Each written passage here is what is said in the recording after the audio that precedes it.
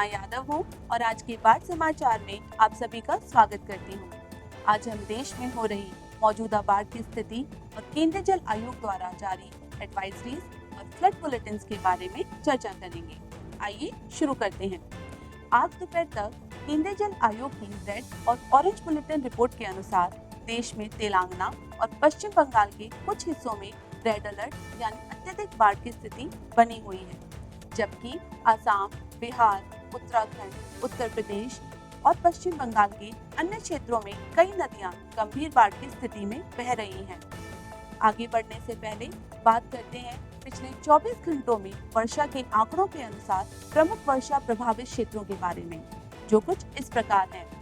आंध्र प्रदेश और तेलंगाना के लोअर कृष्णा गोदावरी क्षेत्र, तटीय महाराष्ट्र क्षेत्र, हिमाचल प्रदेश और उत्तराखंड के दक्षिणी हिस्से तथा पूर्वी उत्तर प्रदेश के पश्चिमी भाग। आइए अब इस समय की बाढ़ की स्थिति पर नजर डालते हैं। शुरुआत करते हैं तेलंगाना से। तेलंगाना के नागर कुर्नूल जिले में कृष्णा बेसिन की दिंदी नदी सुदाकल स्टेशन पर अपने उच्चतम जल स्तर पर बह रही है, जिससे अत्यधिक बाढ़ की स्थिति बनी हुई है। प्रशासन ने अलर्ट जारी किया है और लगातार निगरानी कर रहा है। अब बात करते हैं पश्चिम बंगाल की। पश्चिम बंगाल के उत्तर 24 परगना जिले के कुत्तीपारी स्टेशन पर गंगा बेसिन की चामती नदी अत्यधिक बाढ़ की स्थिति में है।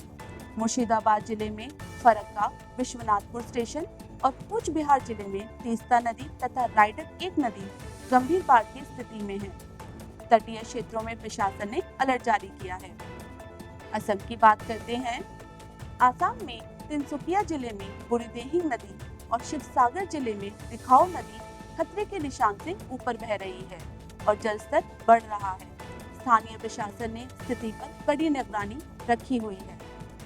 आइए अब बिहार पर नजर डालते हैं। बिहार में गंगा नदी गांधी घाट, हाथीदह, मुंगेर, भागलपुर, कहलगांव, आजमाबाद, इकचारी, बंका घाट और सुल्तानगंज सहित कई स्थानों पर खतरे के निशान से ऊपर बह रही है।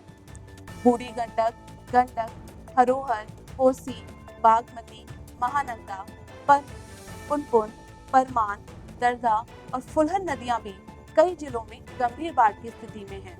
हालांकि अधिकांश स्थानों पर जलस्तर स्थिर है, लेकिन कुछ क्षेत्रों में वृद्धि दर्ज की जा रही है। प्रशासन ने लोगों को सतर्क रहने की सलाह दी है। आइए अब उत्तर प्रदेश की बात करते हैं। उत्तर प्रदेश में गंगा नदी कचला ब्रिज, फतेहगढ़, विदोरा और बलिया पर खतरे के निशान से ऊपर है। घाघरा नदी एल्गिन ब्रिज और बाराबंकी में और रामगंगा नदी डाबरी और शाहजहांपुर में गंभीर बाढ़ की स्थिति में है। नदी किनारे के क्षेत्रों में अलर्ट जारी किया गया है और लोगों से सतर्क रहने की अपील की गई है। आइए अब उत्तराखंड पर नजर डालते हैं। उत्तराखंड में पिथौरागढ़ जिले के घाट में सरयू नदी खतरे के निशान से ऊपर बह रही है और जल स्तर में वृद्धि दर्ज की जा रही है। प्रशासन ने अलर्ट जारी किया है और लोगों को सतर्क रहने को कहा है।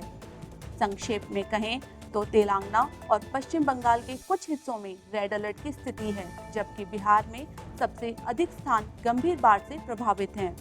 गंगा नदी और उसकी सहायक नदियां कई राज्यों में मुख्य चिंता का विषय बनी हुई हैं।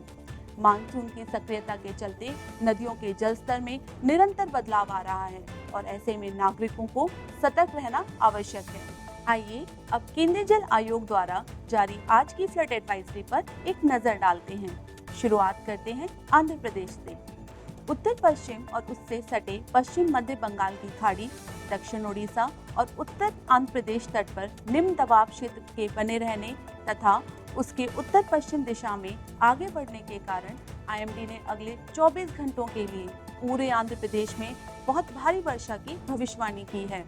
अगले 2 दिनों में निचले कृष्णा, मूसी, निचली गोदावरी, मन्नेरू, पालेरू, येलेरू, नागावली और प्रकाशम जिले के उत्तर में स्थित अन्य छोटी नदियों में जलस्तर में वृद्धि और सामान्य से अधिक से लेकर गंभीर बाढ़ की स्थिति की संभावना है।